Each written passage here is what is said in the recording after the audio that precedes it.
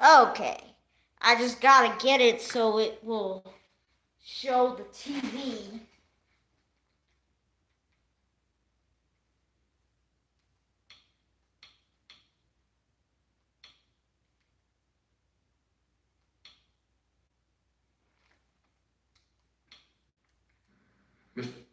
Killers to have received a whole life sentence. Stephen Port will never be released. First responders jump into action. Rescue 911 next. This is 911. Do you have an emergency? Today on Rescue 911. Extreme risk. A raging fire and an apartment full of children. What are we going to do? This is WFAA 8.3 Dallas, Texas. A risk that could cost her her own life. Then, teens looking for a cheap high I showed him what it was. could end up finding certain death. Didn't believe it was happening at all. I was scared. I knew we were in deep trouble. On Rescue 911.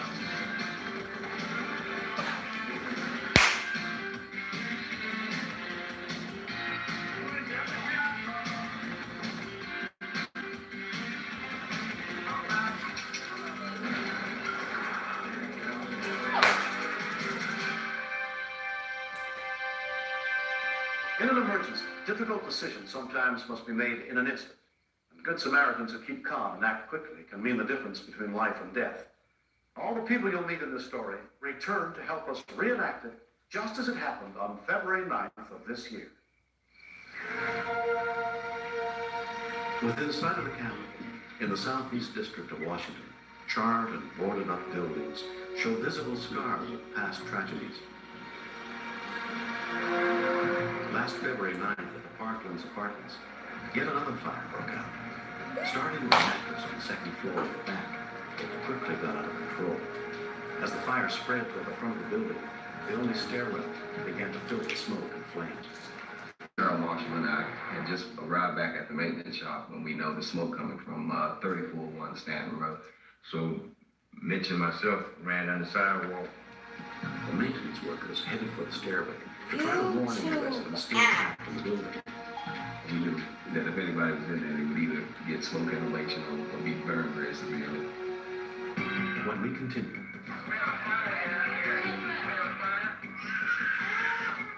When I saw the smoke around the door, that's when I knew I had to get something. Are you so ready? My mom signed up for AARP. But I didn't think I was ready yet. Until I started seeing AARP benefits I was missing everywhere I looked. At the grocery store, at the car, even at work. Hey, Frank. Have any big news you want to share? Not just yet. I couldn't believe my eyes. I had no idea that AARP offered so much. And for only $12 for your first year, joining is so easy. Why was I missing out? If you're 50 or over, an AARP membership can add savings, health resources, and Within 8 bit from my mom. And it only takes 2 Prep work for Surveillance cameras at the pump. Always after babies from the neighborhood while their parents are at work. Before she even realized, on the floor above the fire in Mrs. Gross's apartment, 8 babies were sleeping. Great-grandmother Lillian Gross looks after babies from the neighborhood while their parents are at work. Before she even realized there was a fire in the building, Lillian and the 8 babies were trapped in her apartment. I didn't know had any idea what was happening out here. As we approached the second floor landing, we found that we couldn't go up the stairs. There was so much smoke and flame, and it's almost like someone had something over your face, smothering you. I mean, the smoke was just that thick.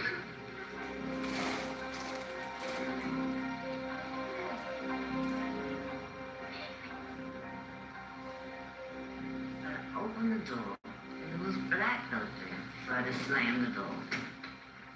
And that's when the smoke alarm went off. With the only means of escape blocked by dense smoke, Baby Lillian fire quickly rescue. gathered the children Still together in and total near the front window. Boys and males detained. True crime justice now. Next, Rescue 911. fire dispatcher sent out the call.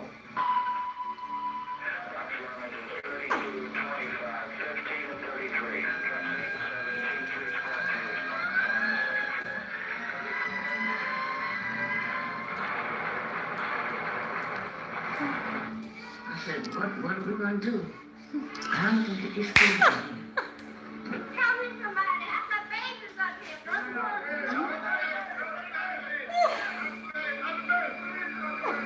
can't go down. The maintenance men of Harlem, they all know me. They said, throw the kids on there, throw them down. We'll catch them, I didn't think they would. When I saw the smoke around the door, that's when I knew I had to drop the kids out the window.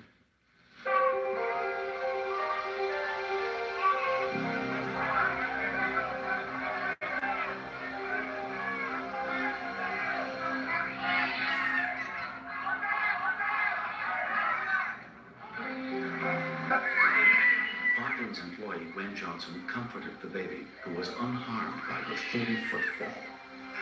I don't remember anything. I don't know who went first, or who went last, or how they went.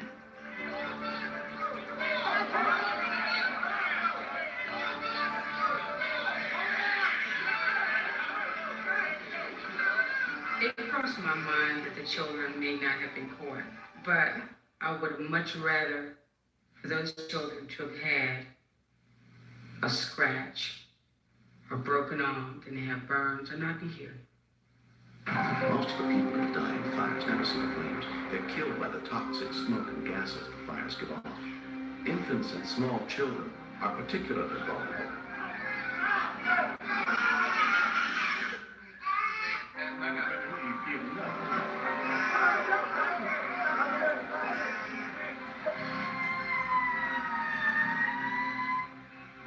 Nia held on to the window.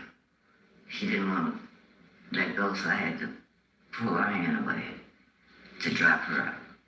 But she was holding on. She didn't want to go out.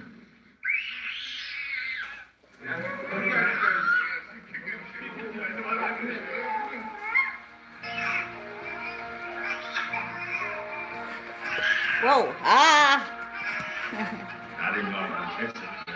I was playing it out of I mean, I didn't want to drop the baby. I was just so glad my grandpa just held it tight. And I passed it. I had baby back.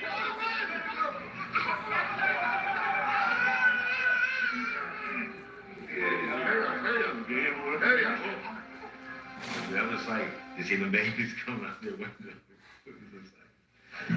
When the police arrived, the babies were moved into the patrol cars to get them out of the freezing weather.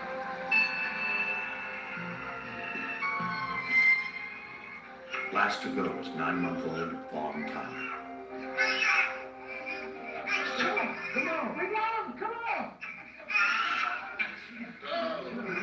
It was just so much emotion from everybody that gathered. It was like an arm of blankets.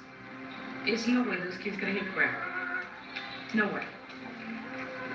And I forgot to mount. How to help myself.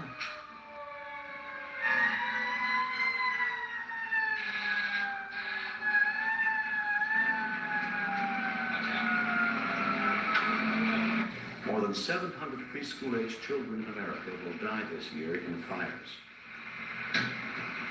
But on this day, not one baby had been hurt.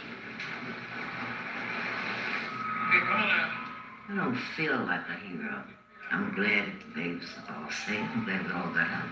I think the heroes in this story were the maintenance crew because they're the ones that caught the babies. Well, I think the community reacted in a collective effort. No one was harmed, and I think we've learned a good lesson that very often people who react do it the right way. Had those babies not got down, Ms. Gross not dropped them down to us, the mothers could have said, we had our babies just in our hand this morning. Tonight they're gone. Could have been a different story. They'd all been dead. And I just looked at him and smiled. Thank God. Next. I couldn't believe it was happening at all. I thought my friend was dying. Crime happens every day.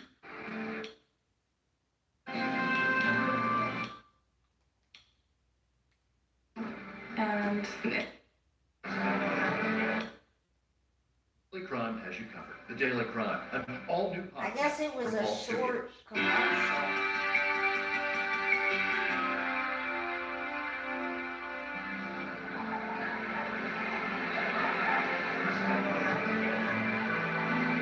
On February 8th, 1990, in Kaysville, Utah, a group of 4 friends left Davis High School, including sophomore Jennifer Dennis.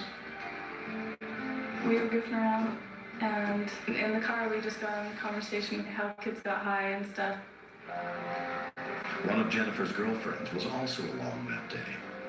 The subject of butane was brought up because our friend told us about doing it and we wanted to try it. The only thing we knew about is that it could give you a high for 10 minutes or 20 minutes or however long.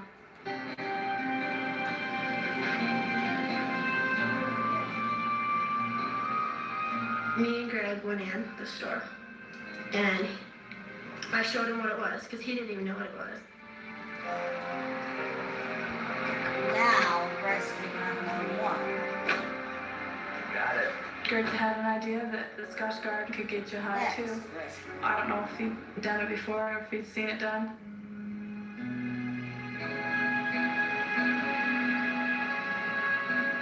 Me and Greg inhaled it all the way to the school. And Greg did a lot more than I did. It just made you laugh. And just everything spun around. Come on, Greg. Come on. That just seems like no big deal.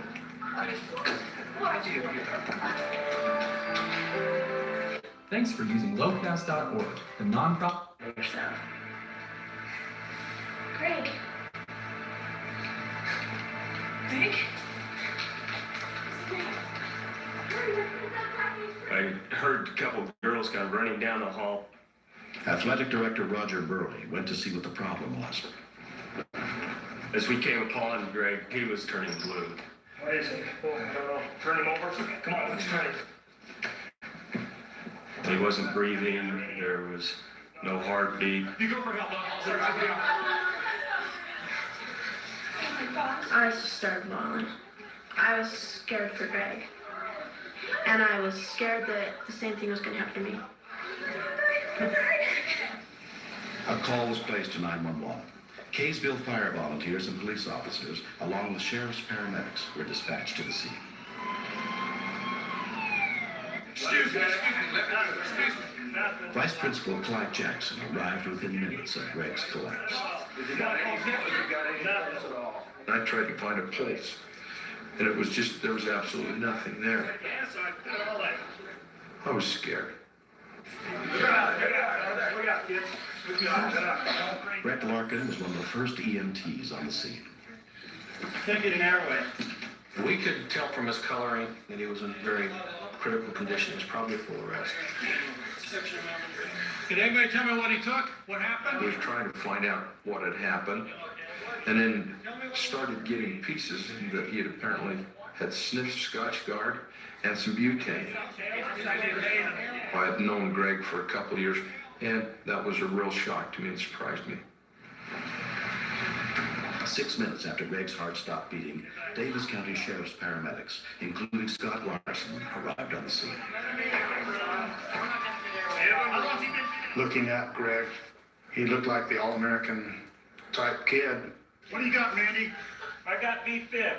It scared me to see such a young person in this type of situation. Here we go. Where? Second call, this up. Next call. Still no folks. Still showing B-Fib on the monitor. One more, let's go. 360. There was no reaction from him after the initial shock. Still have the door. I couldn't believe it. Okay. I couldn't believe it was happening at all. Okay, got it. Everybody clear? I thought Okay. my friend was dying. Paula, no pulses. I defibrillated him 3 times back to back. It wasn't working. Okay. Nobody wants to fail at this, and we fail so many times. Okay, so the feet fit. Clear? Everybody clear? Okay, go. I'd give anything if I could go back to being 16 years old again. I just remember being real angry that this kid had wasted his life and wasted what he had going for him. Okay, come on, let's get some F&F. Scott, I think this kid's a... Randy said, it's not looking good, Scott, and this is, so we're not going to lose him. This kid is not going to die on me. Hyperventilate, Randy. In charge of 360. Clear? Clear. Check pulse. Hey, I think I got some. Finally, we started getting a heartbeat. I really felt like this kid's got a chance now. 16-year-old Greg Willis was taken to the Humana Hospital emergency room, where Dr. Clyde Fawcett was on call. I rubbed on his chest, and he brought his hands up. That implies that there's brain damage going on. Let's get the CAT scanner going. I thought, why the devil would anyone be inhaling Scotchgard and butane? These chemicals displace oxygen in the bloodstream. That's what causes the high. No oxygen gets up to the brain. And as the pictures came up, I knew we were in deep trouble. There was so much swelling going on in the brain, and we started having problems trying to get oxygen into his blood due to lung damage. My hopes were going down by the minute. Mrs. Willis? Yes. Vern and Kathy Willis were waiting for word on their son's condition. Let me tell you where we are with Greg right now. I explained the situation and says, I have to ask you a very serious question, and that is, if Greg dies, would you allow someone else to benefit by making Greg? Okay. I'm going to get in there. I just can't believe what he was telling us, because he just can't give us no hope at all. And have them fly him down to the university. What was so hard about this is that we never had problems with Greg. He'd been a good son. Of the 3 kids, he was probably the easiest one to raise.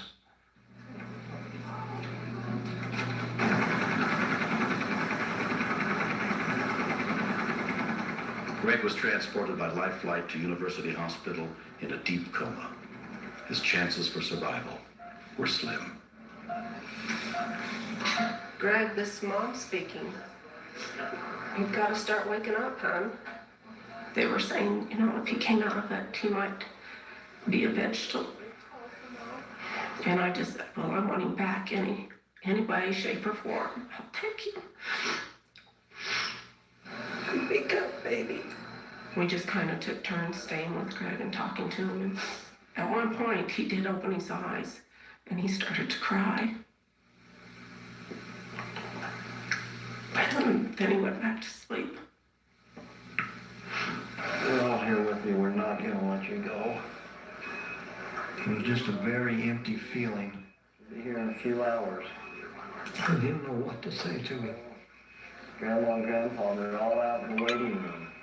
I just held his hand.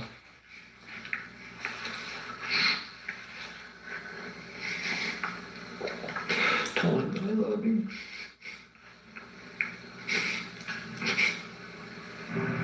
Amazingly, within a few days, Greg's lungs began to heal.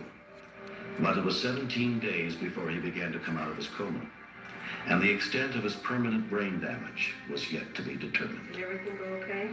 He couldn't roll over. He couldn't sit up. He couldn't feed himself. Aaron? Okay, here, Greg. Say a word was really tremendously hard for him. Dad? I thought, well, these people are really good here. They can really fix him up quick. I still didn't realize how long it was going to take. Okay, here we come. I went to all his therapy with him and just pressed him. Don't give up. Keep going. Good job. He was very frustrated, but he hung through it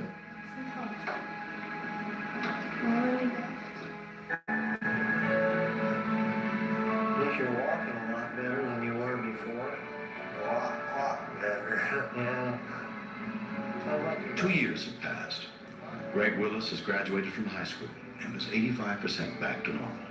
But he may never fully recover from his injuries. Yeah, I can't play basketball like I used to play, and I'll be in therapy probably for my whole life. But I'm not really taking it hard right now. I used to say, geez, at least I'm this far, and maybe I can go farther. 2 years ago, I was involved in an accident that almost cost me my life. And I sniffed butane and Scotchgard.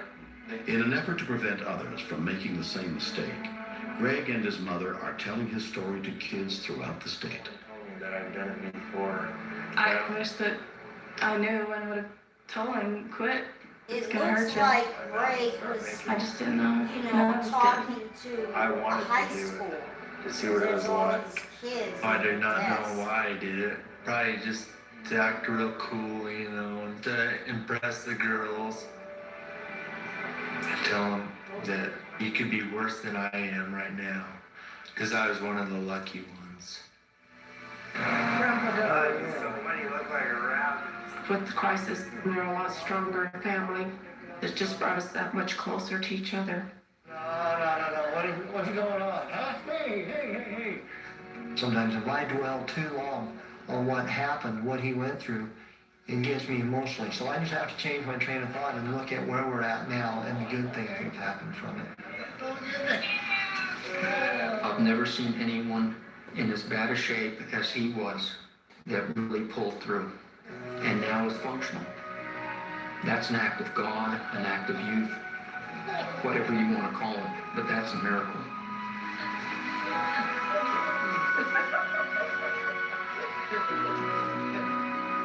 Watch how Luminous seems to blur away age spots. 100% skin look white from regular making on multiple water-based. Thank you for making at 4. You get to keep mounted try. To everyone. Do you have an emergency? Today on Oh, this Rescue is the 911. start of the second Forsaken episode. terror. Children Rescue home alone 911. take emergency measures to stop a thief. One call to 911 is all that stands between them. Then, These animals don't have anybody else that can help them out. the real-life drama of a medical team dedicated to saving animals. There have been days that I have just broke down and cried. On Rescue 911.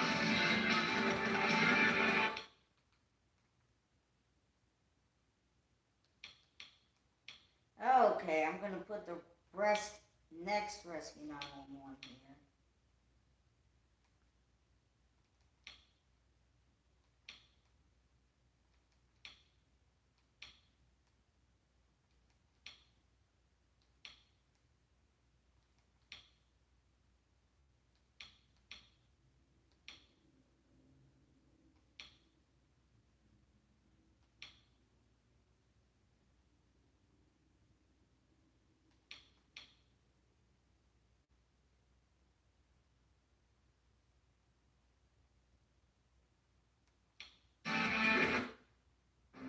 For a free Life Alert brochure, call 1-800. Step out of the car, please.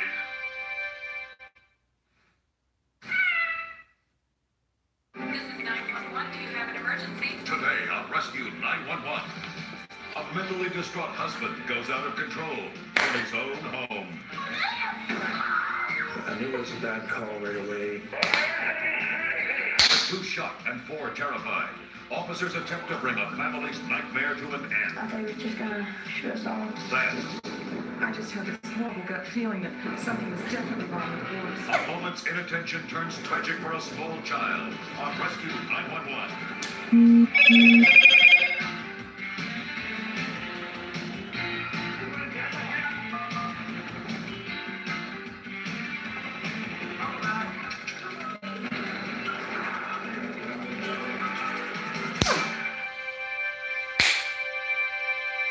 Francine Nicholas had been married for 11 years. She lived with her husband and their 6 children in a small town in Ontario, Canada. From the outside, their home looked like a happy one. But Francine and her Now children lived Rescue behind a 911 wall on True of Crime disturbing Network. secrets.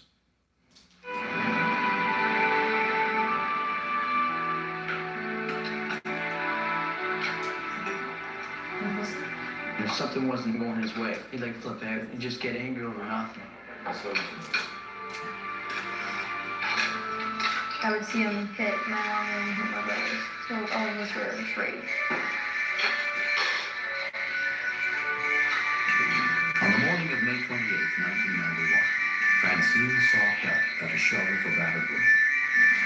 Francine was planning on leaving her husband. I mean, I cannot handle this anymore.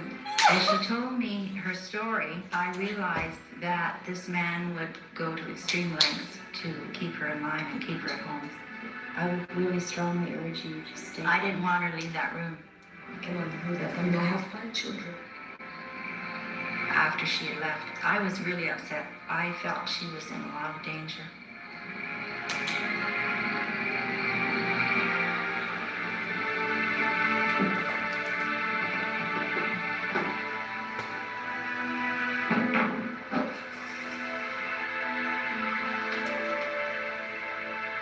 Francine.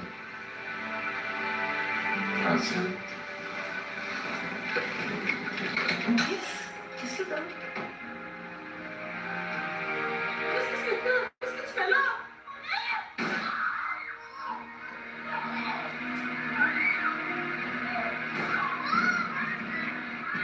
When we continue. Where's the gun now? Does he still have it in his hand? If we're going to a gun call, we have to be sure that when the officers arrive, they are in a safe situation. Sometimes the person just won't give up the gun.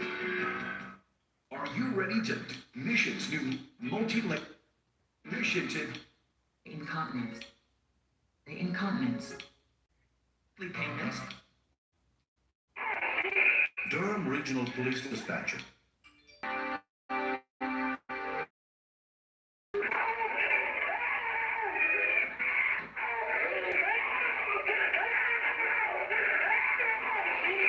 Durham Regional Police Dispatcher Paul Murray took the call. I couldn't make out what was going on, but I immediately motioned to my supervisor to plug in because I knew it was a bad call right away.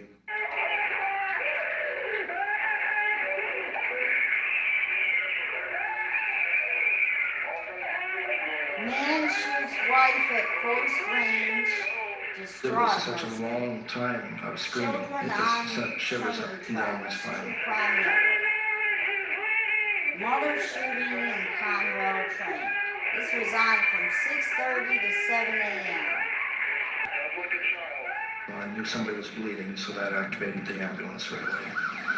Among the rescuers who responded was EMT John Henry. We received the call around 5 o'clock in the morning to go to a residence, unknown patients, unknown condition. We were apprised by our dispatch to approach with caution.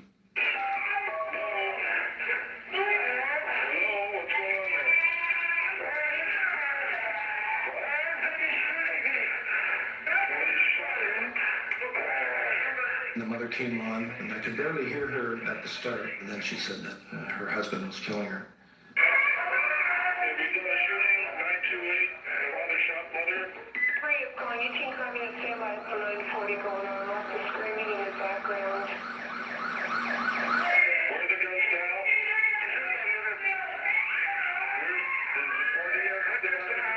We couldn't reach out and touch or help them. All we could do is listen, so that's what makes it tough.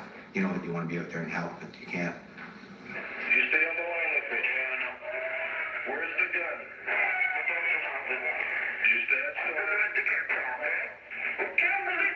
I always thought that he hated us, and I thought he was just gonna shoot us all. What kind of shape is your mother in? Full of blood. Okay, did she get shot? Where'd she get shot? My dad's saying, your mom's gonna die. Just look at her. She's gonna fall down and die. Okay, what's your dad doing? Does he still have the gun? The worst part was when I saw him sitting on the chair, bleeding to death, and my dad didn't do anything about it. I was crying, and it was scary. What's he doing with the gun? Tell him to put the gun down. No. What are you doing with the gun? Well, he took it around. If we're going to a gun call, we have to be sure that when the officers arrive, they are in a safe situation. It's not always possible to do that. Sometimes the person just won't give up the gun. Where's the gun now? He still has it in his hand? Does he know that the police are coming? Yeah. He's going to have to put the gun down someplace where the police can see it. And he'll have to have his hands in the air when the police arrive. Hello? Hello? Yeah? What's your father doing now? Nothing. Does your father speak English? No. He won't shoot police with the gun.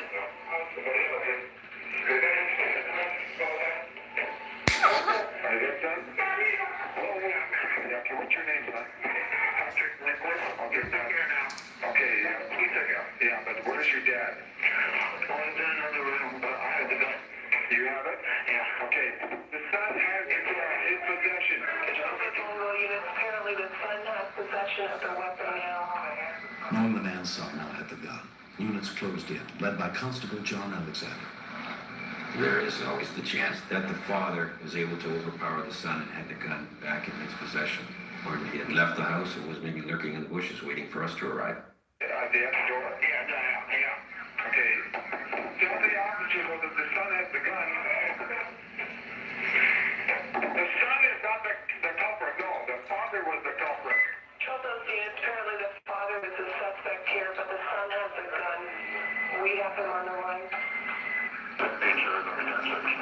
Well, just relax for a second here until the officers settle, okay?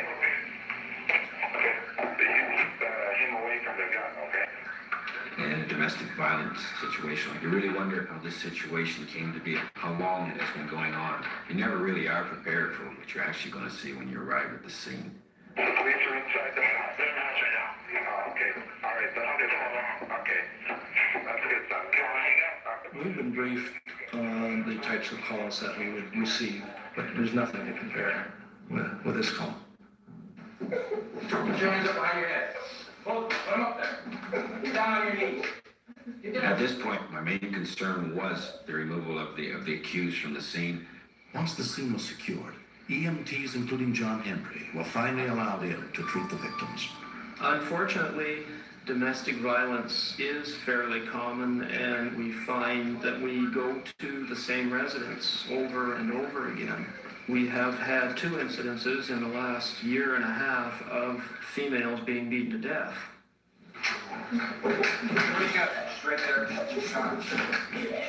A quick examination showed she had suffered multiple gunshot wounds, and she was obviously in shock. Where were you hurt the most? It was amazing that she was still conscious. How are you doing? Where are you hurt? Your hand. The child had a through-and-through gunshot wound to her hand. I think she was as upset seeing her mother injured as she was with her own injury. We're going to take your mom to the hospital. Don't be scared, okay? And you're going to go with her. You got to be brave, okay? Come on, up we come. When the youngest came, they took her away. I thought she wasn't going to make it at first, but my aunt said that she would. That for us. It's prison. It's pretty nice. Wide. Both of them.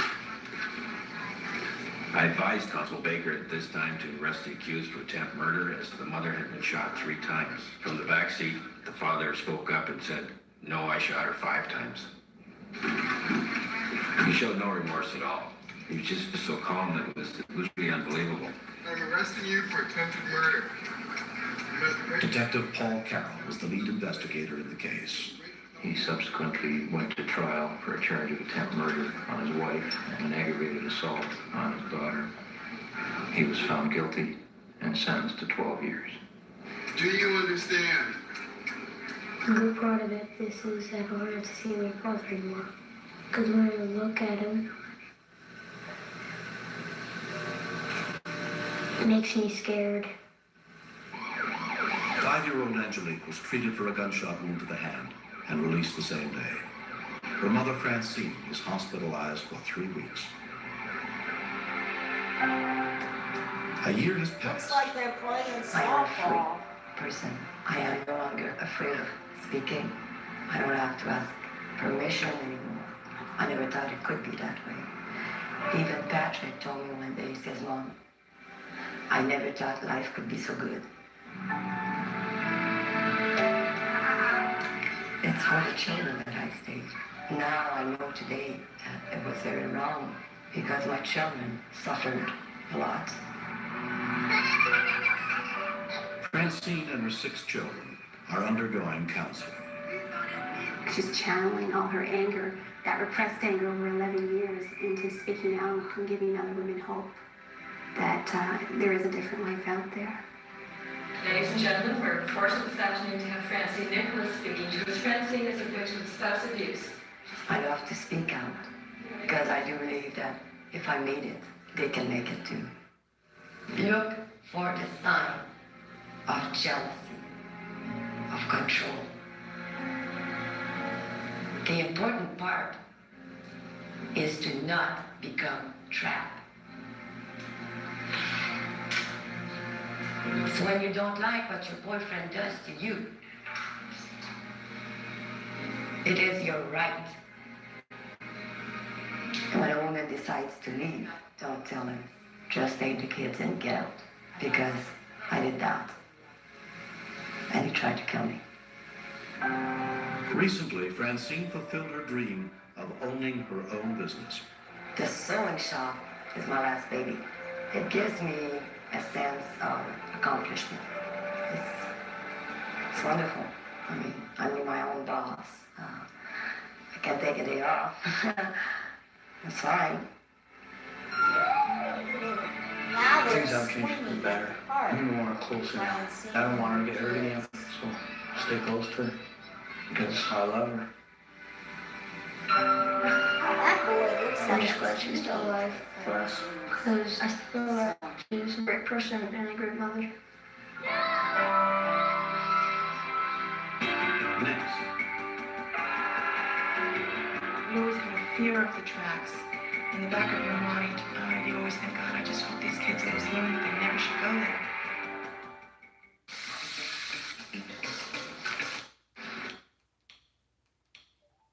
On that second AARP. Rescue 911, Rescue 911, most shocking.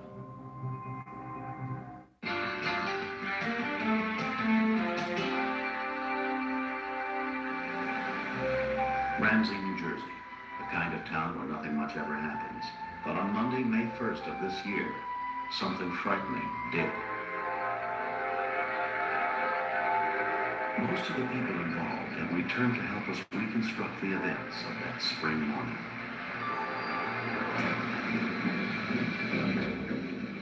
Conductor Anthony Falzer was on a short haul from New York to New Jersey with his engineer, Richard Campana. We had 19 loaded cars, 1 engine. We were eastbound on New Jersey Transit, approaching Ramsey.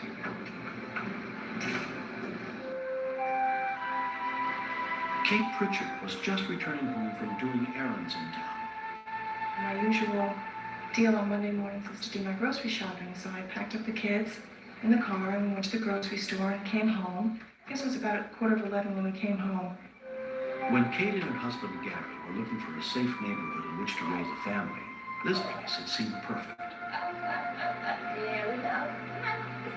We live in a cul-de-sac with many, many children, and they're always playing out there. Knowing that they're not allowed in the woods, knowing that they're not allowed to even go near the train tracks at all. Kate trusted her older son Todd to look after his younger brother Scott while she took the groceries into the house. There is such an amazing difference between these two boys. Todd has always been very cautious and more intense. I mean, since he was little, if you told him, don't touch that because you would be hurt if you do, he wouldn't. And then there's Scott.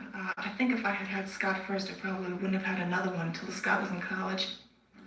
He's fearless. He's just basically fearless. And the tracks are temptingly close. less than 300 feet from the Pritchard family home.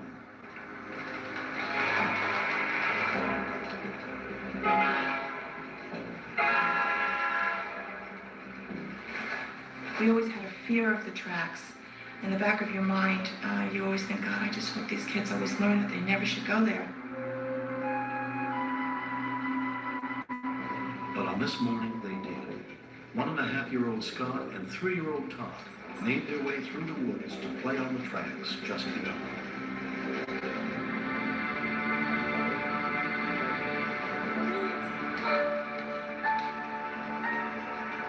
I saw something moving, and it moved like something alive, not like wind blowing something or, something like that. Whatever it was, they were going to hit. And that train whistle just, I guess the engineer just let his hand down on that whistle and it just kept flying. I just had this horrible gut feeling that something was definitely wrong with the boys.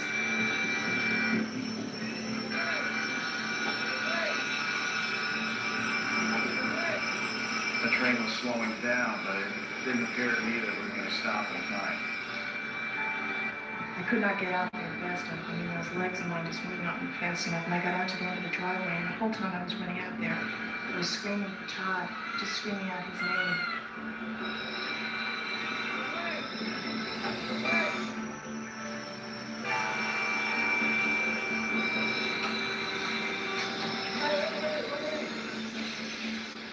I lost view from the front of the engine. I can't see directly down in front of me. The wide snow plow on the front of the train had only 12 inches of clearance.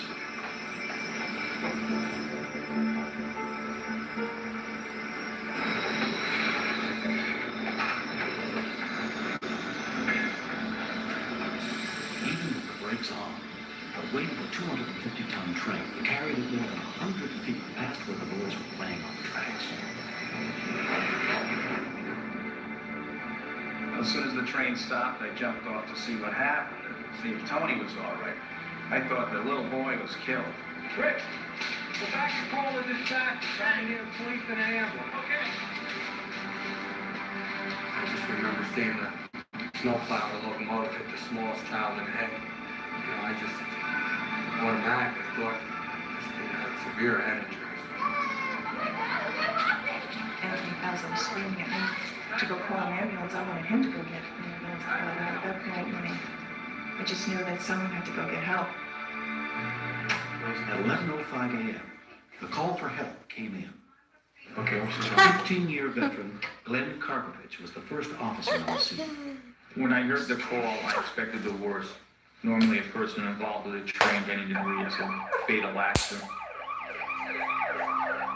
I dialed my husband and I said, Scott was hit by a train. And I said, just get home as fast as you can. I did not know the danger of at what state the baby was in. And they said, we gotta get you to the hospital. And I said, please just wait a few more minutes for my husband, knowing that if he got there and saw us gone, the poor guy would have just fallen apart. I wanted him there with me. When you're running all these kind of scenarios, what happened? How could this happen? What went wrong? What was he doing there? Where was everybody? When the paramedics arrived, Scott was taken to the hospital for examination.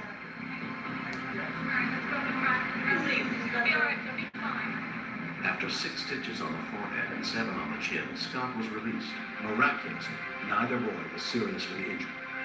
My only thing to say to other mothers is that if you're living in a situation where you have train tracks near you, or you're living by a busy road, don't wait for something like this to occur before you put up a fence. It snapped my priorities in line in like 20 seconds, where, you get so wrapped up in the day-to-day, the success thing with your business and to providing for your family and this, and all of a sudden it was just like, whew, there is nothing but the family. Let's see if we can get all the way back with those guys. Well, we basically adopted a conductor. I told Gary he has to put an extension on the house. We now have a third son, and he's become a big part of our lives, and he will always be a big part of our lives. The conductor spends time with her husband and the boys. I think that's the best reward of everything. I don't have any children, so it made me see that we tend to overlook things because a lot of people tend to be so concerned about themselves. And I said, well, if I was children and 2 children lived, that's the way I would have wanted it because I'm 35 years old. I've done a lot in my life, and I still have a lot of my life left, but these children have their entire life left. Attention, consumers who've used heartburn medications such as Zantac or Ranitidine, the over-the-counter heartburn, going to court.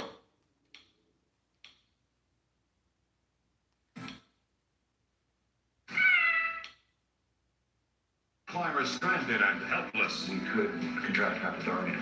On rescue 911.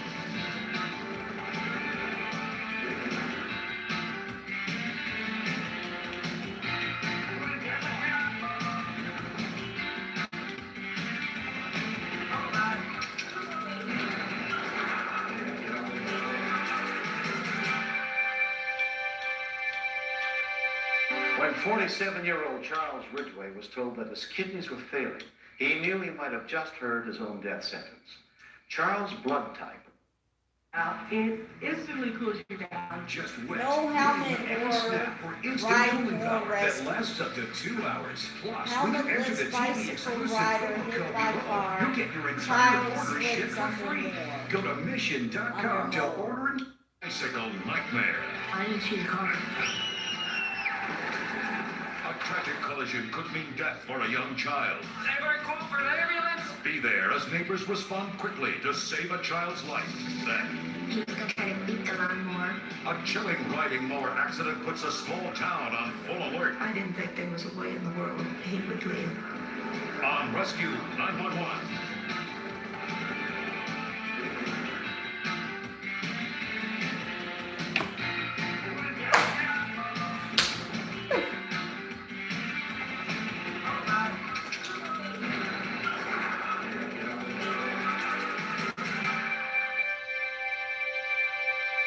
On October 9th, 1989, Kathy Swift was at a suburban home in Cheltenham, Pennsylvania, where her 8-year-old daughter, Vicki, and her son, Stephen, were playing together. But before the day was over, they would discover that a split second of carelessness can forever change a life. Now rescue 911 on this car network. Next rescue 911. I don't think any parent has gone through any single day and has not said, don't run in the house. Steven, will you take that outside, please? Yo, guys, I said outside. I had one of the goofball things, and Vicky wanted it. I said, if you want the ball, you gotta come and get it. Just had it in my hand and started running. She came in and got her bike, and then Vicky was chasing me out in the street.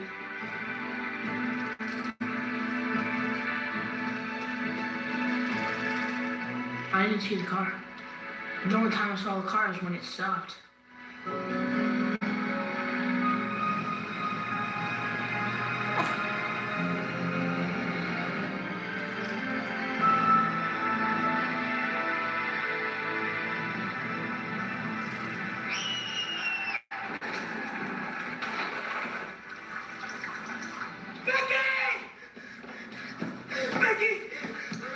She had her mouth open and she was turning her head and she was moaning. I was scared. While the driver sat stunned in her vehicle, neighbor John Hopper, an off-duty firefighter, responded to Stephen's cries for help. Mom! I ran over and there she was laying in the street. Vicky, honey, Vicky! There was gas just gushing out of the back of that parked car where her bike went up and punctured the gas tank. All right, hold on now, babe. I made the decision that I had to move her because the gas was pouring down so bad that, God forbid, a spark or something would have hit. I said, we would have all been in trouble. We're gonna take on quick. So that's why I mobilized her head and had Bobby pick her up underneath the middle of her body. When we continue. I could feel my heart pounding. Just thinking, oh my God, let her die. Ford, you're up. What, 8? Act right now. Have you for asbestos? I just thank you.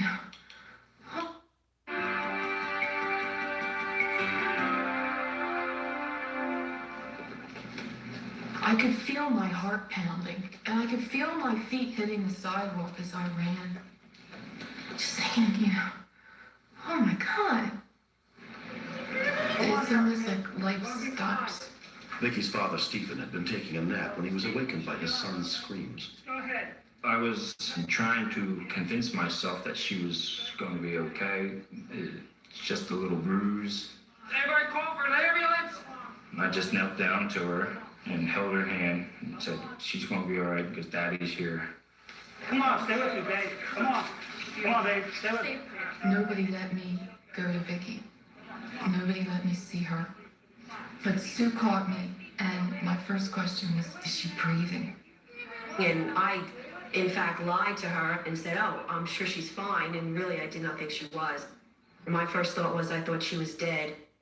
Now, Within 5 minutes, Cheltenham emergency and fire rescue units arrived on the scene, including EMT Harry Hall. The anxiety level just increases incredibly, especially when it's a child that gets hit by a car. She's going at 10 feet. No, she's drifting in and out. We found that there was a laceration behind her ear. There was a golf ball size hematoma on the left forehead. I didn't take nothing And on. when you have an unconscious victim, you never know how serious the injuries are. You can only assume the worst. Come on, babe. Come on, babe. There was no movement, and we also noticed a sign of posturing. So we needed to get her into the hospital as soon as we could. A large laceration on the back of her head. I remember pleading with everybody that I knew to pray for her. Come on, Vic. And I remember just crying and saying over and over and over, don't let her die. When 8-year-old Vicky arrived at Abington Memorial Hospital, a trauma team was waiting, including nurse Nancy Hess. A lot goes through your mind as a mother and as a nurse. You start thinking along the lines of, this could be one of my children. Where are my children right now? 1, 2, 3. Power up. Because Vicky was having trouble breathing, she was put on a ventilator. X-rays and a CAT scan were taken to determine the extent of her injuries. She's doing, but right now she looks okay and doesn't look that badly injured. We knew she had a skull fracture. They weren't sure about her ankle. And we thought, boy, we lucked out. The doctor had asked to see us again and told us that she had slipped into a coma. The results of the CAT scan showed that Vicky had a critical head injury. You're jubilant for the good news, and then all of a sudden they drop a bomb on you.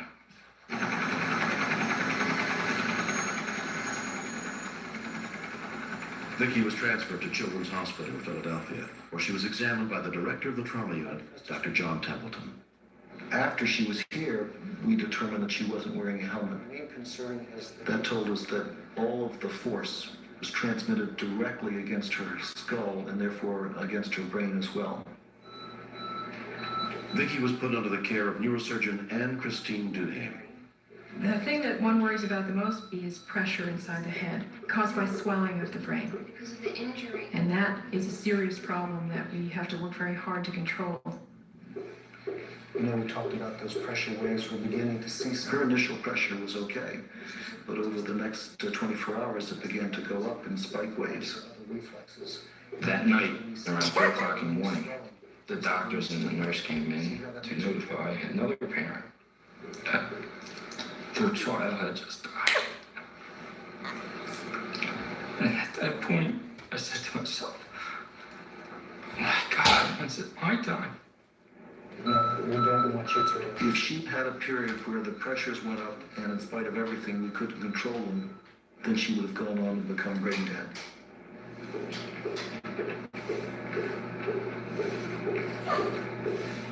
I just felt like everything just disappeared. And I didn't know. Is she gonna be normal? Is she gonna be all right? But she's not doing that now. In fact, she's acting much more normal. After 2.5 weeks, Vicky showed real signs of improvement. I just had this feeling come over me, like a big sigh of relief. You know how you take a big cleansing breath and everything's cool and calm. And I said, she's gonna be good. She's gonna be fine. There's nothing gonna be wrong with her. She's gonna recover. Vicky underwent a year of therapy to improve speech and motor skills affected by the injury to her brain. 3 years after the accident, her recovery is remarkable. People marvel when they see Vicky today and then they hear her story. And sometimes I think, was it real? Because Vicky is so good. She brings this exuberance to life. She's the kind of girl who you know is going to get somewhere in life. Because I don't think she's going to let anything stop her. I'm surprised I still holds out. Yeah, I know. In school, I'm doing pretty good. Because I like to read, and when I grow up, I want to be a teacher and an author. The last real bringing of any consequence occurred on February. I was happy that she came out all better. Well, she's still got the perfect sister. If I had to rate her from 1 to 10, I'd probably say about a 9. There's still things she has to work on to be a 10. They're playing the piano. Nobody comes through an injury like this completely the same person that they were. Vicky is awfully close, and we're delighted. But I don't think it's fair to minimize that she's had a serious injury. And while she has recovered, lasting effects may show up later.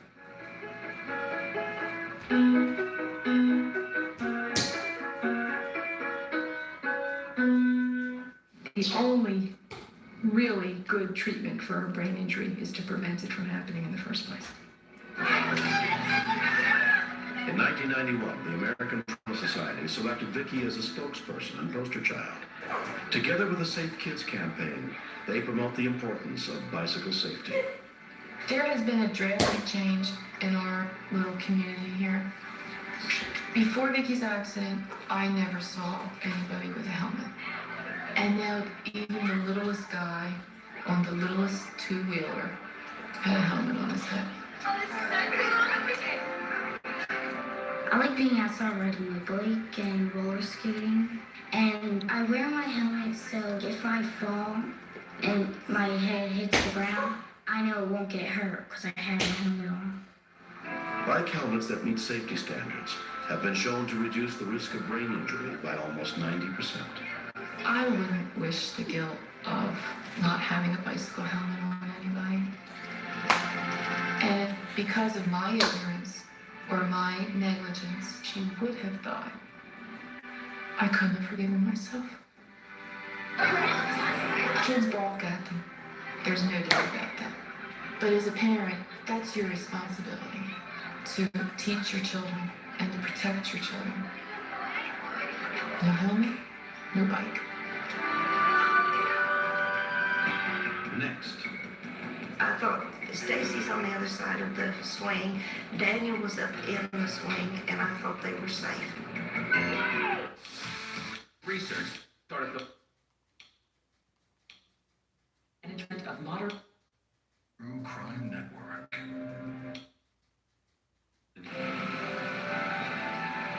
Daniel, he would run up to the side of the moor when I wasn't even aware that he was there. And it had just scared me terrible. And so Her preference was On June's Network. Rescue 911, most shocking, most shocking.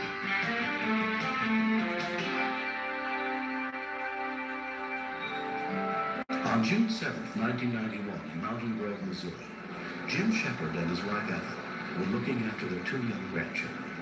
Ethel. She's a very overly protective grandmother. Her preference was not to leave them in the house unattended. Daniel, he would run up to the side of the moor when I wasn't even aware that he was there. And it had just scared me terrible. And so I had to send him back up there, and he would tell me, don't come back down here now. If you want Grandma to do something, wave at me.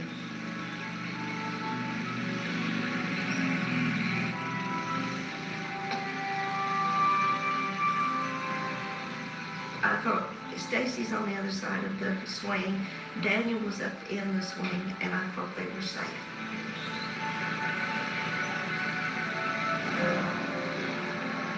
I was holding the swing back when my grandma was coming. He was gonna try to beat the lawnmower. The next thing I remembered, I was standing against the pole. And I had a hold of the handlebars, and I was trying to raise it up off of him. Daniel's older brother Larry rushed outside to help. I heard Stacy screaming, and I said, well, you can see Bill. I mean, you can see it was just sticking out. I couldn't think of anything only just other than, dear God, help us. I knew he was still alive, and then I saw the blood begin to squirt. And that's when I knew I had to stop the bleeding. A St. John's ambulance was immediately dispatched. Grandma, he said, you're hurting me. And I kept telling him, Daniel, Grandma don't want to hurt you. But we've got to not let that bleed. Grandpa, wait for the ambulance up at Hort Road. Hurry. There was just a sick feeling just right in the very pit of your gut there that all of the bone and everything has been just chopped and eaten away by the more blade.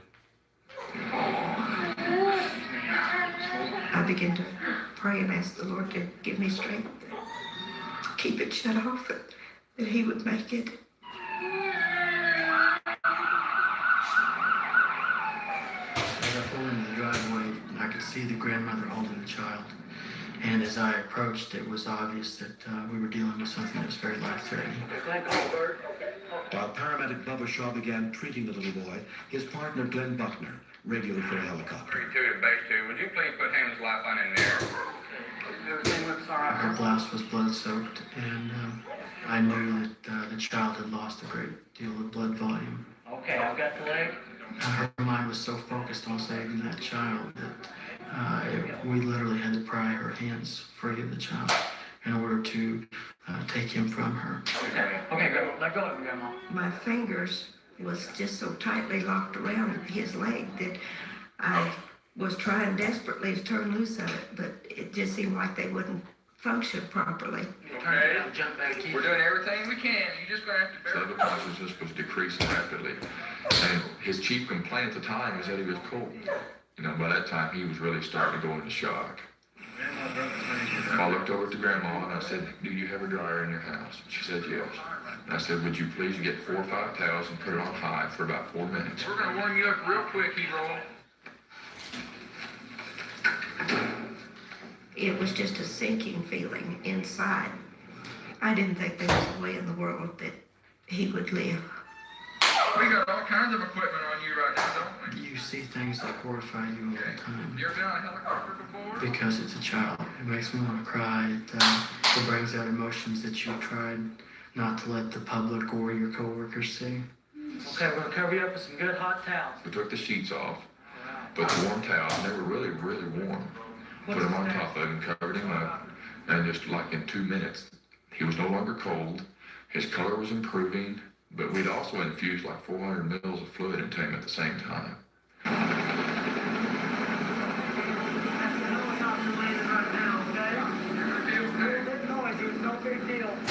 It's very hard to work on a child that you know may not make it. And the family was there, and they were like, my God, what has just happened? Because it happened so quick, you know. And after the little boy left, that's when it all really started sinking in.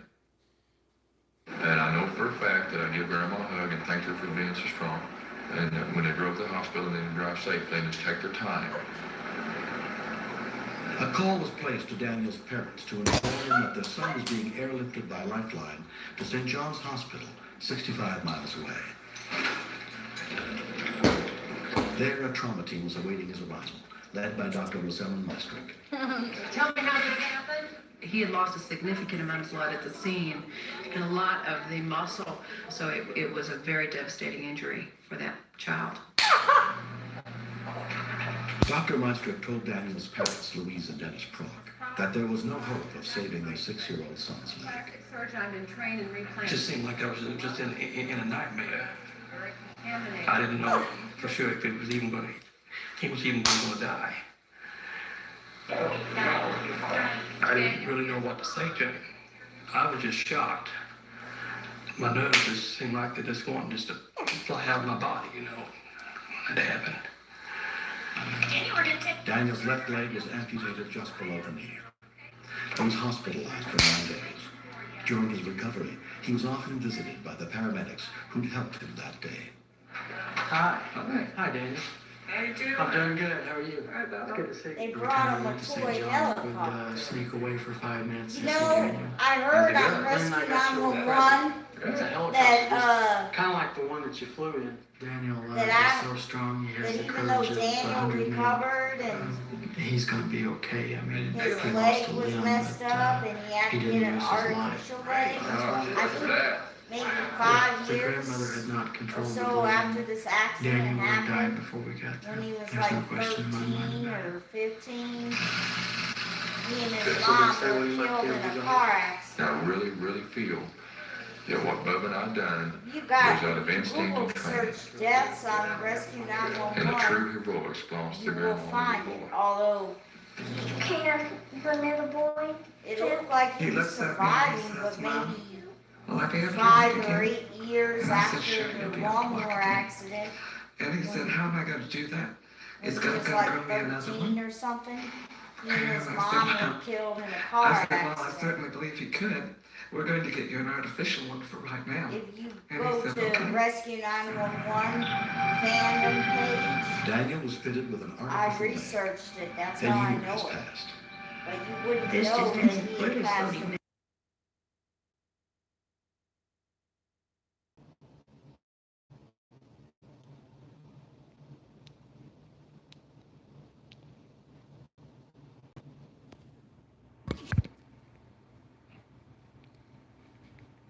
Don't have anybody else that can help him out. College Gym Bits Band going live on YouTube, streaming live on YouTube.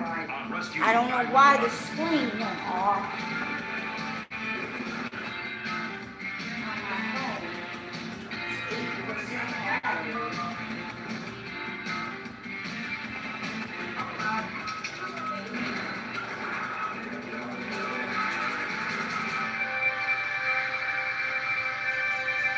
On the morning of June 6, 1986, 9-year-old Antonio Lopez and his 11-year-old sister Erica were at home alone, still half asleep.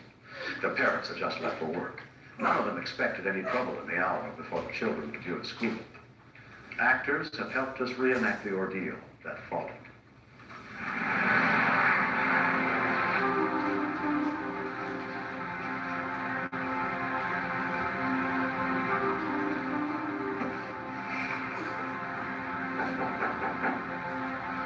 Went to go see who it was. I thought it was my dad who had always forgotten his coffee.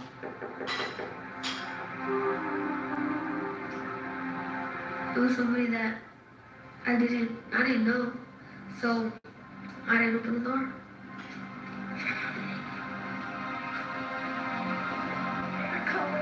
I was sort of half asleep and half awake, and so I was thinking it must be my dad, or he forgot his coffee or something.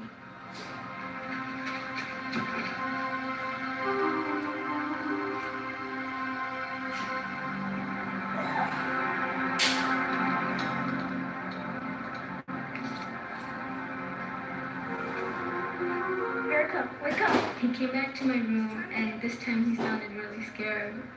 And so I guess I paid attention to him. We went into my mom's room and locked the door.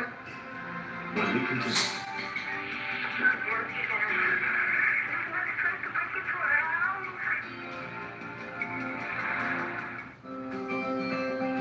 My mom signed up for AARP. But I didn't think I was ready yet. Until I started seeing AARP benefits I was missing everywhere I looked. At the grocery store, at the park, even at work. Hey, Frank. Have any big news you want to share? Not just yet. I couldn't believe my eyes. I had no... And you can volunteering. 3, 1. You with GoodRx.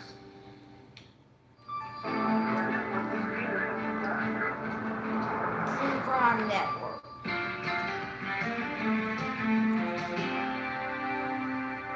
I was scared, really scared. I couldn't get back at the moment, so I just thought of the things that my parents had told me. 911 operator Doreen Dawes got the call.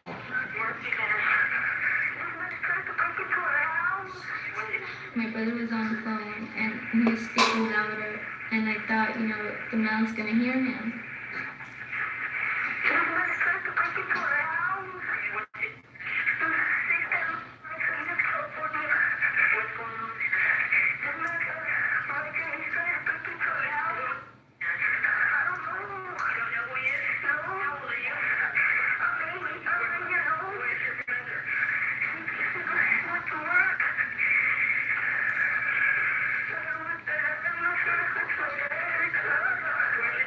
I was pretty worried for the kid, and I wanted to calm him down so that he could give us some good information on the suspect. The first officer to respond was 20-year veteran Art Garcia.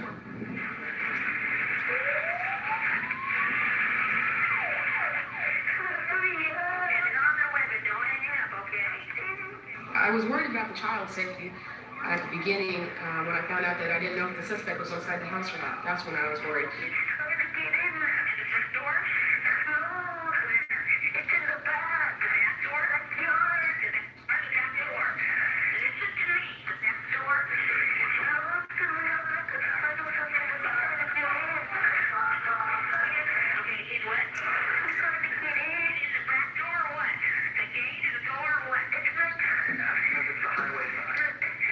Dispatcher Paul Eaton took over the call to calm the boy and clarify the facts.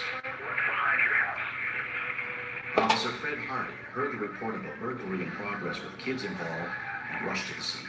Since the child had reported that an intruder had gone inside the house, we weren't exactly sure what the suspect's intentions were.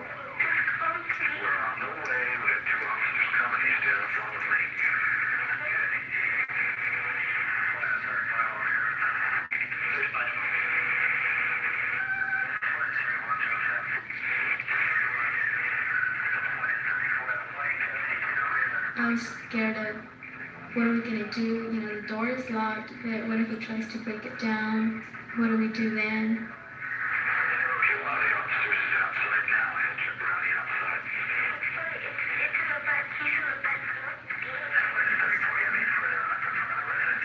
Our main goal at that point in time was to try and stay in a position where if the suspect exited the residence, he wouldn't be able to see us.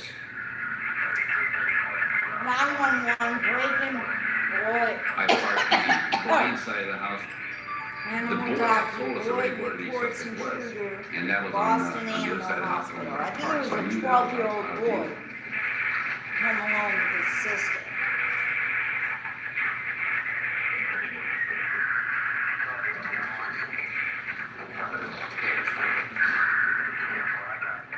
When you have, in fact, a burglar seen and identified, you never know what kind of weapons he may have.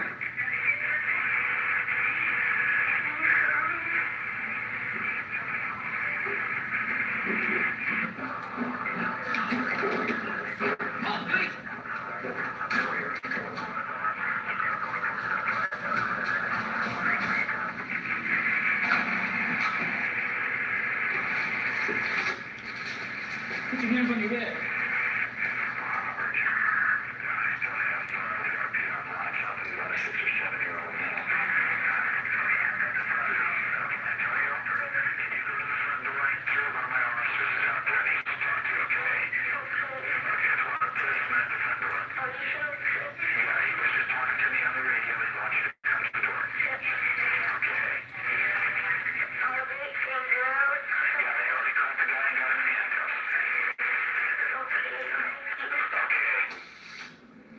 We came up with him, and we went outside of the backyard, and we went to go look at the man, and they told us to see if we knew who he was.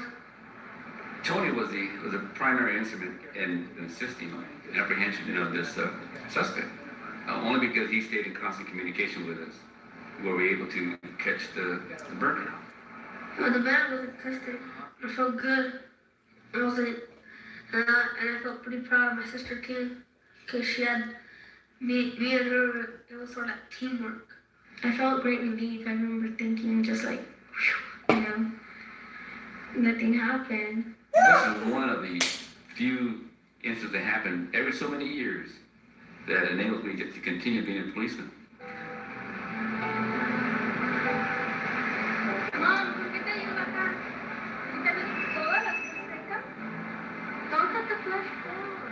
Me sentía culpable.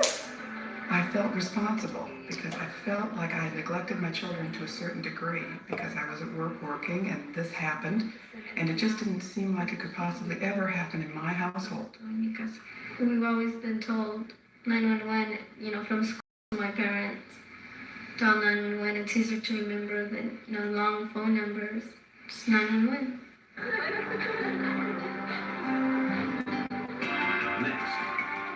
We don't have a siren in our trucks. We do have our lights, and we use the horn a lot. Pray a lot that we get there. Are you ready to I do think more? this is Get the out and Boston adjustable gators. Animal Hospital segment. From home. In need of special love and care. Rescue 911, Rescue 911, Rescue 911. True Crime Network. Last year, Angel Memorial Hospital treated more than 40,000 patients, many in need of special love and care. This story is not a recreation. It begins on the streets of Boston on July 23, 1990, as a call for help sends ambulance driver Amy Knapp racing to the scene of a hit-and-run accident.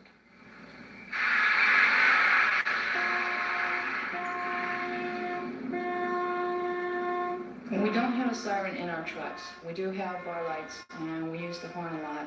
Pray a lot that we get there.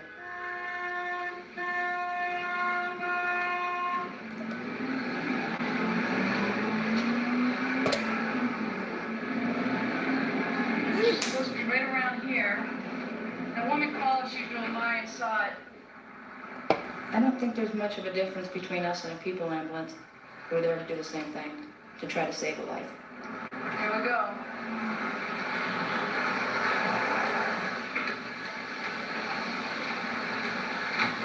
Let me just carry it for her.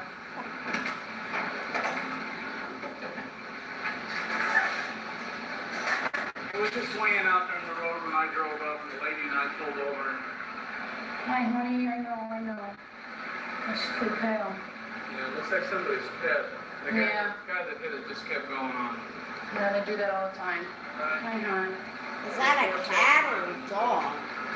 Thanks for coming. Hey, thanks for sitting by her. Animal Hospital saving Once you have the animal on the truck, your blood starts pumping more. Amy gets the cat to Angel Memorial within 8 minutes. I wonder if they ever But find there's the only so much owner. that you can do. So the fastest thing to do is to get it into the hospital and let the doctors go from there.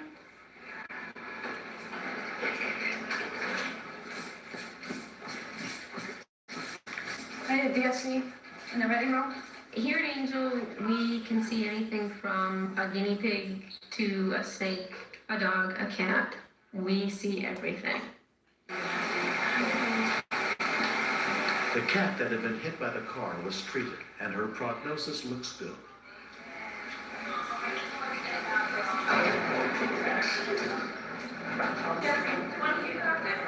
You want to go to the desk on the left, on the right?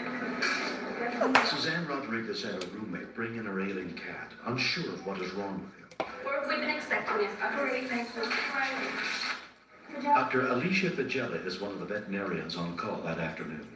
Hi, how are you? Hi. Dr. Fagella. You got lost before the name. No, everybody always gets lost here. They did a tour of Boston. This is Spitz. He just let go. He was a 6-year-old cat who was referred in with a history of not being himself and not eating for several days. All right, did they take any x-rays of Spitz at all? Okay, that's one of the things that we're gonna need to do. It feels like there may be some free fluid in the abdomen.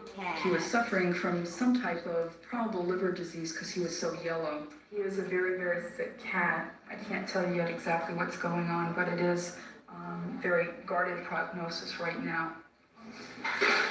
X-rays are taken almost immediately. You don't see any obvious masses in there. A deep liver, and if are you thinking about an ultrasound? Yeah.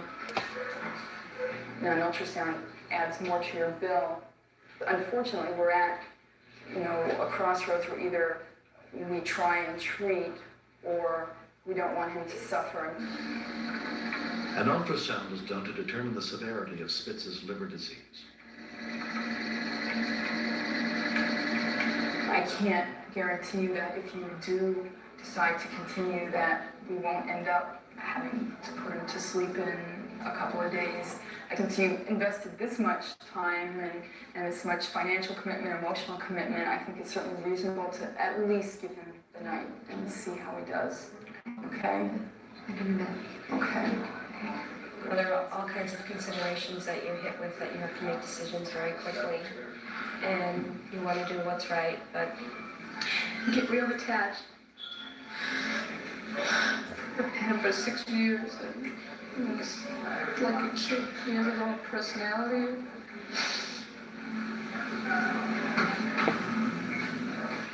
The next day, Dr. Fagella examines lab tests done on Spitz and calls Suzanne with an update. Is this Suzanne? Oh, hi. You want so much to help the animal. You want so much to help these people, and yet you're dealing with a serious disease, so you don't know, can you help this cat? I'd like to save my cat, Right. but I don't have the money to save my cat. Yeah. I want to put my cat safe just because I can't say. I know. It's a very difficult decision. why don't you come on in? It's your room. Michelle Moore and her in-laws bring in her puppy Shane, who had swallowed something, to Dr. Joyce Gifford. Okay, so why don't you tell me when this whole thing started? And I got the little bed, We thought it might have been okay. and then she called, said that he was passing some. Okay. And so we came down, and he had, like I said, an island about that long. Dogs that are around a year old like to eat foreign bodies, and sometimes they pass and sometimes they don't. This is a real common problem with puppies. Really? They eat everything and get into everything. You wouldn't believe it. I had put the dog out into the yard and he went to go move his bowels, and this is when the nylon was hanging out, and I was like, oh God, I knew something was wrong. I thought he was just gonna die, unless they did something quick. I'm gonna take Shane from you and get started. We're gonna put a catheter in and get fluids, and then we'll get our x-rays. And by that time you'll be home, and then we'll give you a call and let you know what we found. Okay? Here we go. Okay. Come on. You'll be fine. I know that does. I know that does. You're dealing with one patient whose medical needs you have to address, but you're dealing with people who are emotionally distraught and who absolutely adore their animals. It's not a replaceable item, as sometimes people think pets are. It's a family member, and you have to really always be aware of that. The puppy is immediately prepared for surgery. The Shane's problem can be life-threatening if it goes on long enough. The foreign body can cause peritonitis. If they don't have surgery immediately, and even with surgery, we can lose them because of the infection. Shortly after checking up on Spitz, Dr. Fagella gets a call from his owner, Suzanne. I know you do. I know. And I know it's very hard for you because there's nothing you could have done to prevent this disease from happening, and you gave him every chance. So, okay.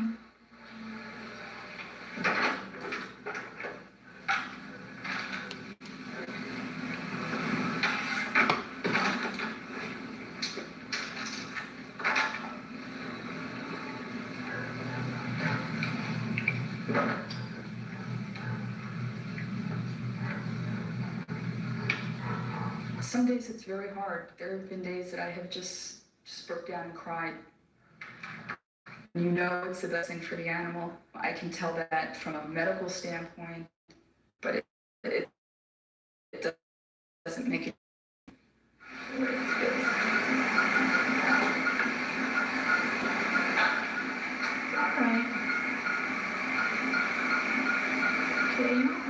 miss you. You're a beautiful boy. Yes. You had a very good life. All right. Just go to sleep. There you go. All right, Spitz. I was sad. I felt sad for her because she loved this cat so much. I felt sad for him too, for the cat. You know, he certainly had a very good life, and it's a horrible disease, but all of a sudden, we're at the end. Thanks, Tony.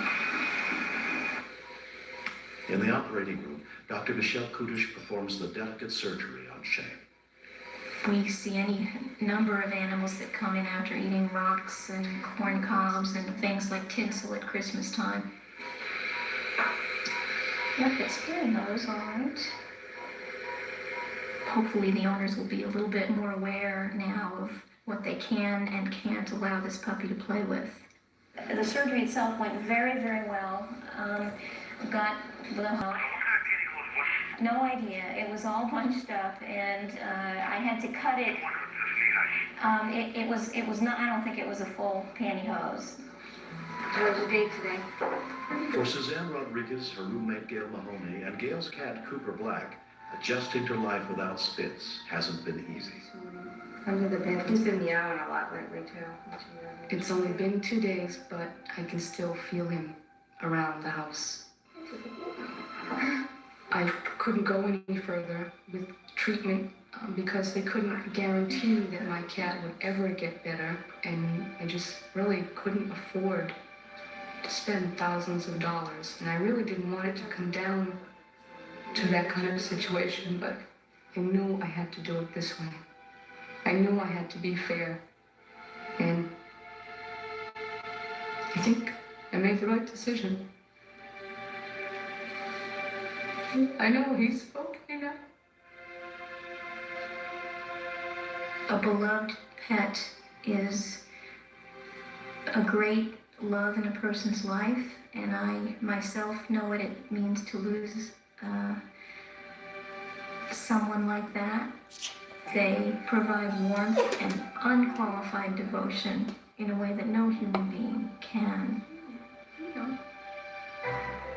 After 2 days in intensive care, Shane is ready to go home.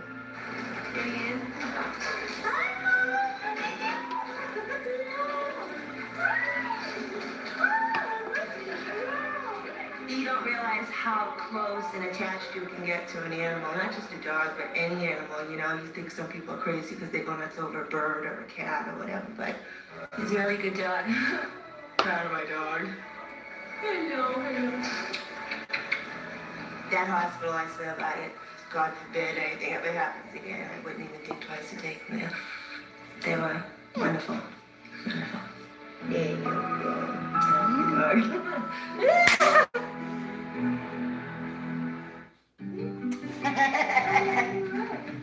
Treating her patients is just the first. Love saving money.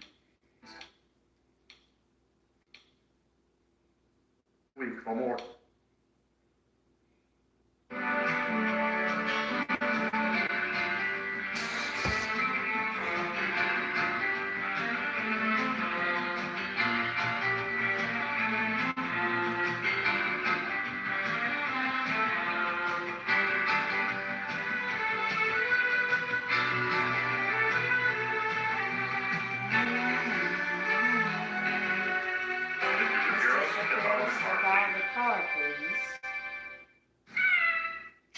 First responders jump into action. Coming up next, Rescue 911. WF 888.3 Dallas, Texas. A deadly snake attack. Leaves one man miles from help with minutes to live. I was scared out of my wits when Carver unconscious on me. And a beginner nurse is his only hope. The longer the venom's in the system, the more damage it does. Then, trapped in a snowbound house, one man is faced with delivering his own child on Rescue 911.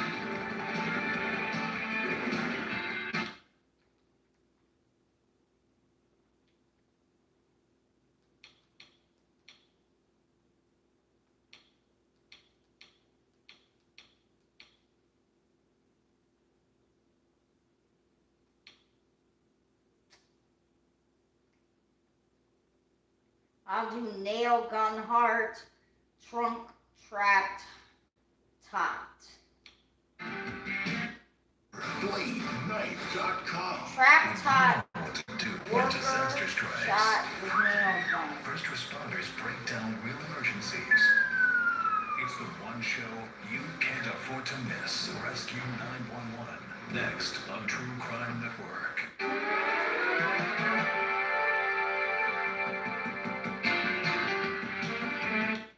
A child's fun and games turn deadly. WFAA And rescue workers respond before a helpless child takes his last breath. Then, a nail gun misfires. There was at least an inch and 3/4 of nail inside of Jimmy. Be there as a panicked man attempts to save a friend. Jimmy was dying in the truck. On Rescue 911.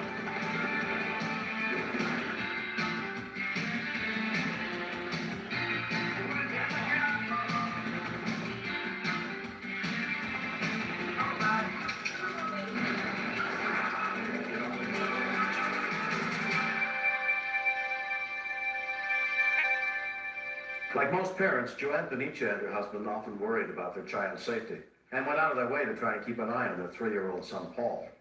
But on August 31st, 1992, at their home in Brookfield, Connecticut, Joanne discovered that kids can disappear before you even know they're in trouble. 92 or 90 custom 89. We're having a great day. Paul was on his good side. I'm gonna shut the door again. I wish I don't do something. You know, you hear all the time on TV about mothers going in the mall with their kids and turn around shopping and the kids going from the carriage, and he's so friendly. See, that's the scary part, that he will go. He will go with anybody. We don't live in an area that really I should be that concerned about it, but you never know. It was a hot day. I started putting some frozen foods away. Can we have ice cream? Do you can. Okay. Okay.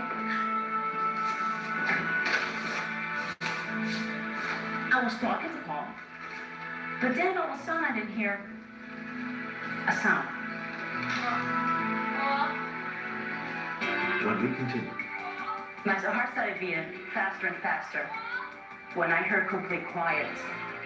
And I know Paul was going. Eva. Stop. Beauty doc. Flash TV. I didn't realize you had. Children go years before they're found. But we really need to reunite with his family. Michael Mayfield was 7 years old when he was last seen on January 10, 1985 in Houston, Texas. His photo has been age progressed to... His toys were there, everything was there.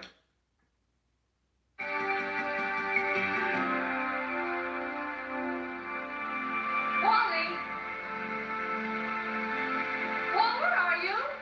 I went out to the back because that's where we keep pulling his toys. His toys were there, everything was there, but he wasn't there. Paul?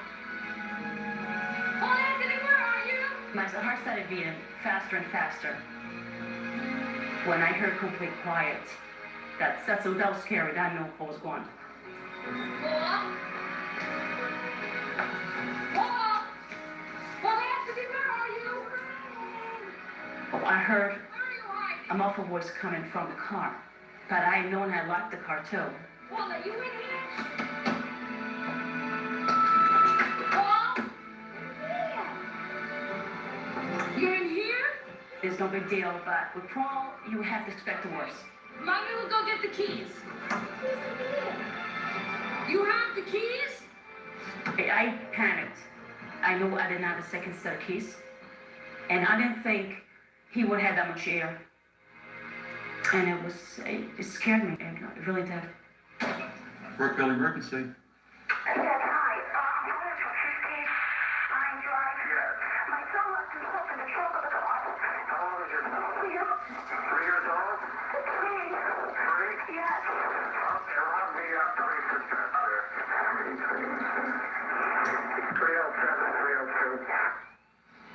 Brookfield Police Sergeant Charles Coleman was on routine patrol less than a mile from the house. Normally, we would tell somebody that locked their keys in their trunk, forget it, we can't do it. But when we got a call of a child locked in the trunk, yeah, we'll respond to that. I was really impressed because they responded really fast to my call. His name's Paul. I hung up the phone and I hear the sirens going. Paul, I'm Sergeant Coleman from the police department. Can you hear me? Yeah. All right, can you breathe all right? Yeah. All right, you just sit tight and keep talking to your mom. We'll get you out in a minute, all right? Okay, Paul, that was the policeman who's gonna get you out. First I was mad at Paul, but when he said that he had the keys, that's when I really felt panicky. I mean, all my anger towards them went away. I just felt for this little kid locked in his trunk.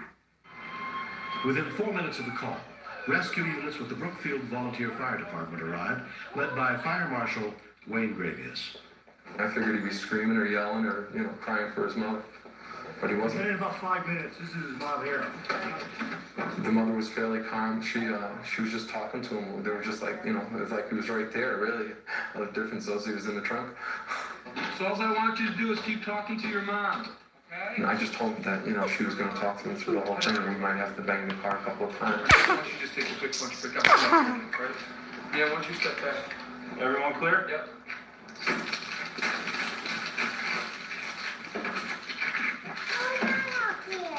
You hear me, Paul? We're gonna come in here and get you now, okay? Well, we're going to have you out in just a second. Obviously, I knew he was breathing, he had plenty of oxygen, and so we decided that we could take out the back seat rather than destroy the trunk. We'll have you out in just a second, all right? Paul should be okay, all right? Okay, Paul, Matt's gonna put his hand in there. Paul, the fireman's gonna put his hand underneath the seat. Give him the keys to the car. Nothing yet, man. Nothing up? Come on, Paul. Give him the keys. I'm not gonna give you the keys. And I figured he'd be trying to come out the back seat where we were, and he's just like fighting us, like, I don't want to, I'm not giving you the keys to the car. Come on, Paul. His hand's right there. You just gotta hand him the keys so we can get you out. I'll only give the keys to my mommy. Paul, give him the key. Give me the keys, Paul. Come on, Paul. I got the keys. That's a good boy, Paul. All right, man. Oh. Come on out of there. Quentin was just amazed. Do you know you scared me half to I death? just loved to see all the attention. And it goes woo. And there was 5 lights. 5 cars with them lights. Oh, you need to see them lights go. Why did you go in the trunk, Paul? Because King Kong told me to hide them. King Kong told him that. God, you're lucky. We tried to impress upon Paul that this could have been a dangerous situation and advised him, look, Paul, you have no business with your mom's keys. You're not old enough to drive. You're gonna be in trouble for breaking my daddy's window. I don't think your dad's gonna mind as long as you're okay, all right? Dean knew he had done something wrong, and he just said, Daddy, I'm sorry they broke your window, and don't be mad when you come home. And when I came home, he came running out, and he pointed, down at the glass broken in the driveway. He goes, Daddy, I did not do it.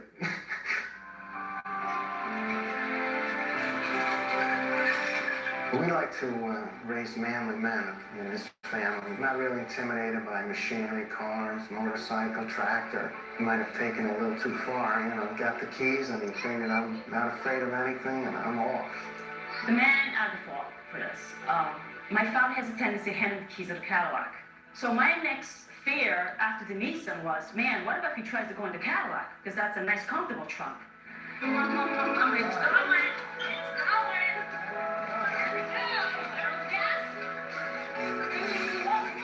I'm never gonna go talking again. Never. Never more. Never. Okay, I'm done talking now.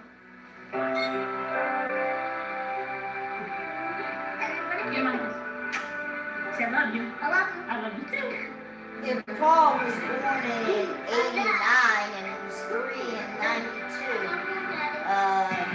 Next. he's I didn't know probably what to in do. his late Jimmy 20s, became convulsive and shaky. 30s now. Last thing he said was that he was good. Lost a lot. It is 1-800. Magical. Jimmy and I were up on a scaffold and used...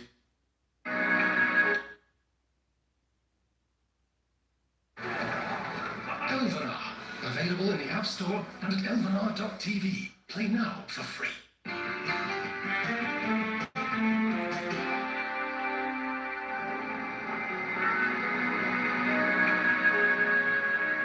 On February 22nd, 1992, Kirk Crossman and his friend, 34-year-old Jimmy Robertson, were at work on a construction site in El Cajon, California. Jimmy and I were up on a scaffold and using a finish nail gun to nail boards onto the ceiling. The nail gun runs on 100 pounds per square inch of air pressure. We were aware of the fact that a lot of the tools can be very dangerous, but you do kind of get to the point where you don't really think about the fact that it could actually kill a person.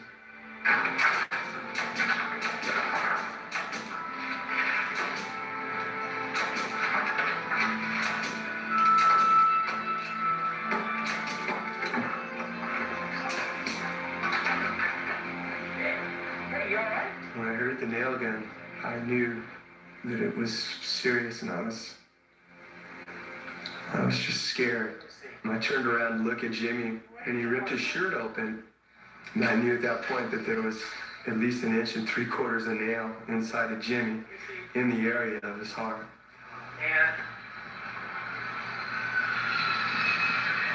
The company that we worked for had trained us in CPR and first aid. And he wasn't in shock that I could tell. He was walking along fine. It was all I could do to keep him from running. I was starting to get the impression that maybe the nail went in and didn't hit anything. I went in the office to see where the nearest urgent care center was.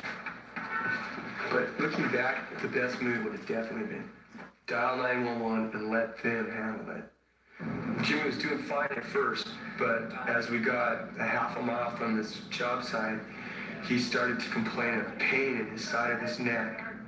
The last thing he said was that he's gonna die.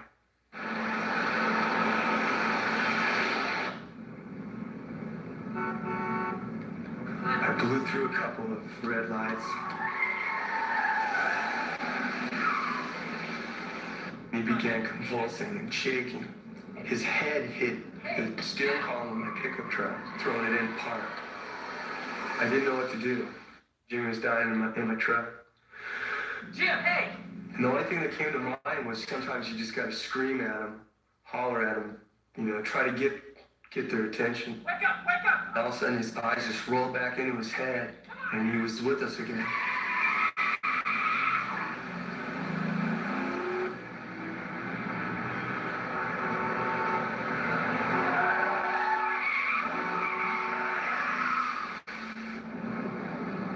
Then I noticed the sheriff's car in the parking lot at the mini mall.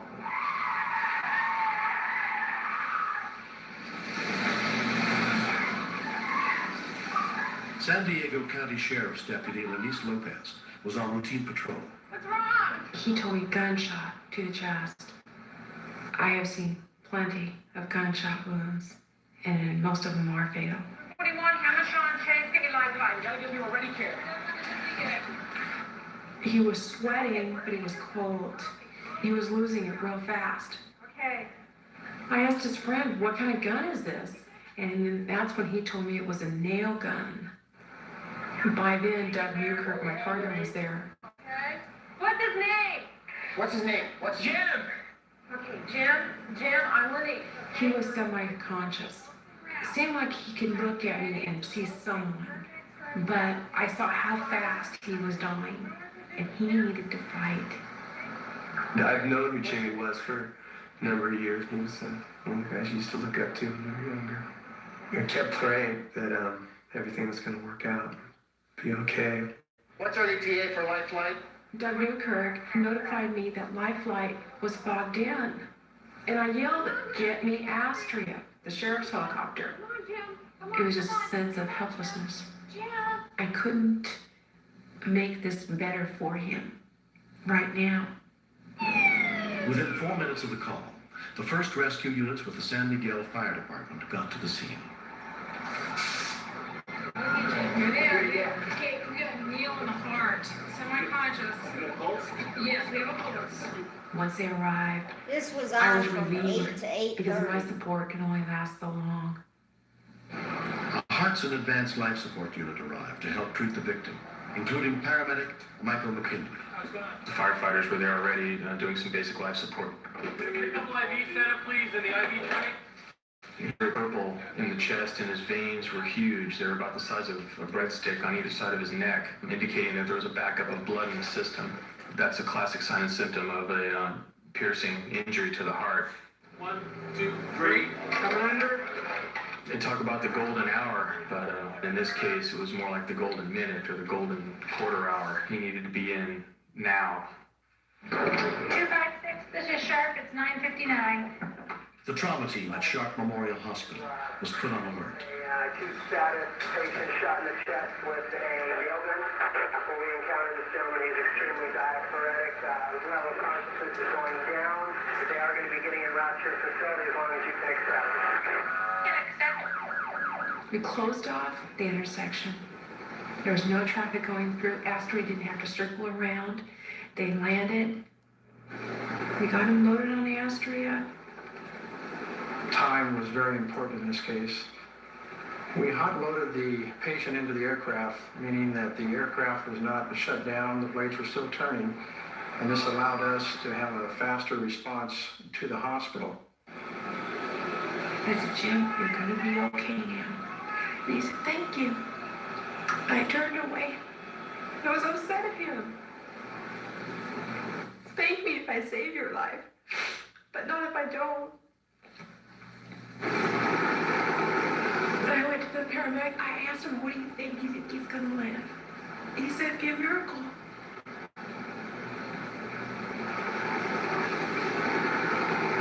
The flight to the trauma unit took 5 minutes.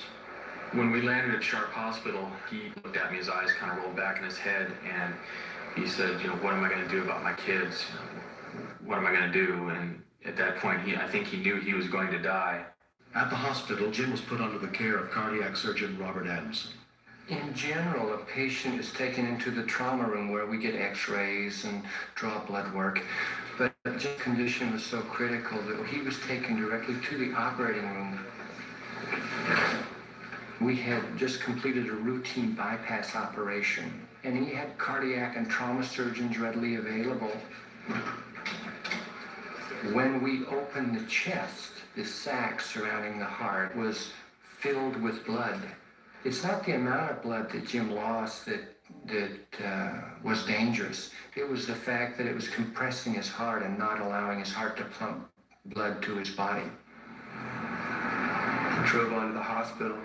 I kept thinking about how I was going to tell Jimmy's mom. That was a very difficult call to make. When I first got the call, I had a real bad fear that he wasn't going to be there when we got there. As you may be aware, the first thing he said to us was, your son is only alive because the system worked. Everything functioned properly, and he's alive. And we just said, thank God for that. After the surgery to repair the hole in Jim's heart, his parents, Frances and Olin Robertson, got a chance to visit their son. I don't believe we were prepared to see Jimmy the way he looked. We just stood there and looked at him for a minute, thanking God he was alive. Amazingly, Jim was hospitalized for over 4 days, but it's changed his life. He can no longer do strenuous construction work. I have to look for a new career now, so it's drastically changed my life. But I've been through the worst, and I'm gonna make it. Now they're playing. I'm definitely more cautious on the job site now, and stress safety first. But if it ever does occur again, and I will call 911. I won't try to be the ambulance paramedic man myself. This accident has brought us closer together. I don't blame Kurt one bit before the accident. We're good friends. I feel I definitely owe my life to everybody that was involved that day. The whole system worked great. I mean, these people are heroes. I stay in contact with Lennox. We talk about every 2 weeks or so. Jim and I have a bond that only people that have been in this situation will understand. I do. Well, I certainly do. I think that there was an angel watching over him that day. Everything worked for Jim. That's the cop And that's in normal talking. circumstances, the man Cop would have done that it. was pulled over Well, we're at definitely going to say that. When I was in the truck and I was about ready to give up, she asked me about my children. And I have 3 kids, 6, 5. I was just recently divorced and I don't see them as much as I would like. When she brought the kids up, I couldn't go. I couldn't go. That gave me the mental strength to hang on. God set me in the Now it set looks me like loose. his kids are eating food Men at a over picnic. 45, do you have a frequent all up?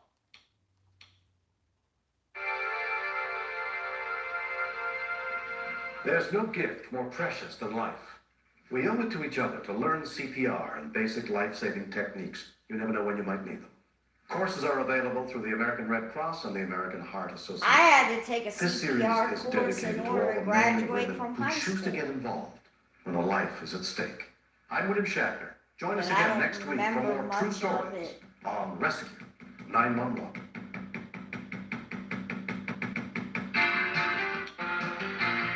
I thought the animal was dead. Witness the spectacular helicopter rescue as it actually happened.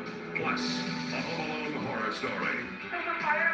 Two kids I'm gonna trapped in a upload blazing this. The inferno. kids trapped in It's a fire. race to That's save these Tyson children. and his Rescue older 911. sister was babysitting.